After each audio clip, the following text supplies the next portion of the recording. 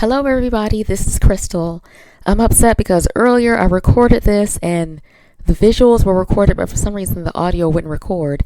I don't know what's going on with this software, but I had the same settings as I normally do, and the audio just did not record. So, my voice is not going to be syncing up with what's going on in the video.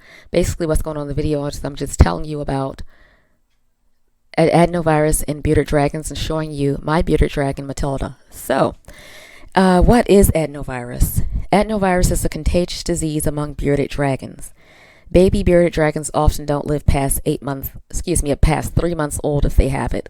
So if they're 2-3 months old and they get sick with it, there's a good chance that they won't make it. The symptoms are they can be lethargic, they can lose weight, they don't want to eat. And like any virus, it can weaken your immune system and make you more susceptible to other things that you may already have wrong with you, like parasites or something like that. It's also called the stargazing disease because sometimes bearded dragons they will just look upwards, like their neck is bent backwards because they have a problem with the nervous system due to this virus. This virus can cause a lot of problems with the nervous system, and it can also cause lots of liver issues. So, how is this virus spread?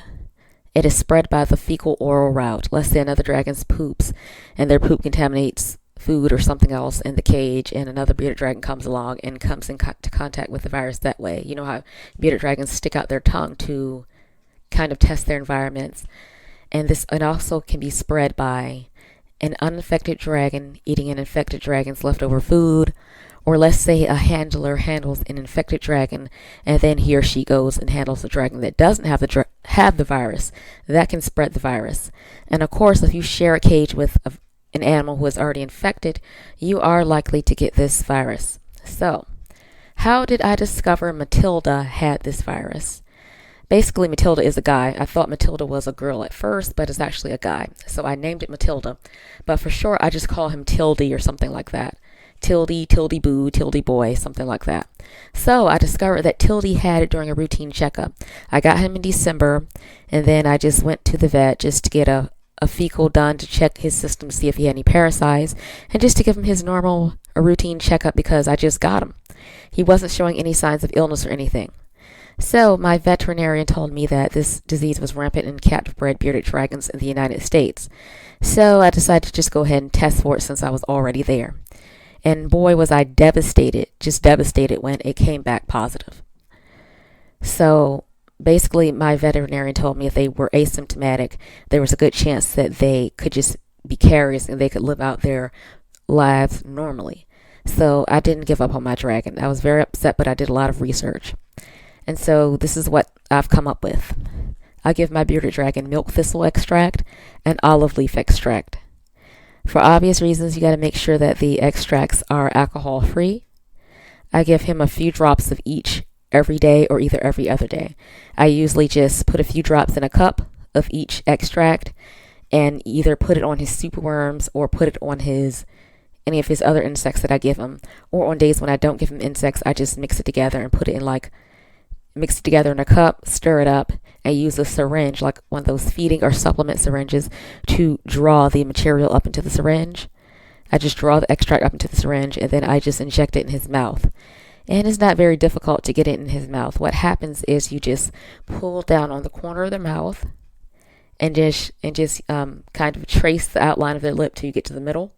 When you get to the middle of their mouth, they will usually just open their mouth, and then you can just push down on the plunger and shoot the contents into his mouth. So that's how I do with my dragon. You'll see me doing this with my dragon in the video. You'll see it later on. And in the future, if my dragon has any problems, I'll just have to go to using regular pharmaceuticals like Tamiflu. My veterinarian said that Tamiflu was good for bearded dragons with adenovirus only if they became symptomatic. He said it wasn't really a cure-all, it wasn't a cure at all, period, but it's an antiviral that can help them manage the disease. So if he has any problems with his virus in the future, I will not hesitate to put him on the Tamiflu. But right now, he's asymptomatic, he's doing well, and I will use my natural therapies to help him out. Olive leaf extract is a good antiviral. Milk thistle is good for liver health and liver support. And like I said, animals with this virus often have a lot of liver problems, so therefore I'm going to use the milk thistle and the olive leaf extract. If you have any questions about what I use or anything like that, just leave in the comments below. I will also put in the description box below if I remember it. And I did a lot of research on this virus after I found out that my baby had it. Basically, these are my thoughts. I'm not a veterinarian, but these are my thoughts after doing a lot of research. And my thoughts are, if your dragon is older than 3 to 4 months old and your dragon is asymptomatic, your dragon stands a very good chance of living a regular, normal lifespan with the disease if it is managed correctly and if you take very, very, very good care of your dragon. Otherwise, the husbandry has to be spot on, the calcium, the multivitamin supplements, all that has to be spot on. If your dragon is asymptomatic, you stand a very good chance of him living out his life relatively normally and living a relatively normal lifespan. However, if your dragon is having symptoms and your dragon is very young, like under 3 or 4 months old, there is a chance that he or she will not make it or will not live a long life.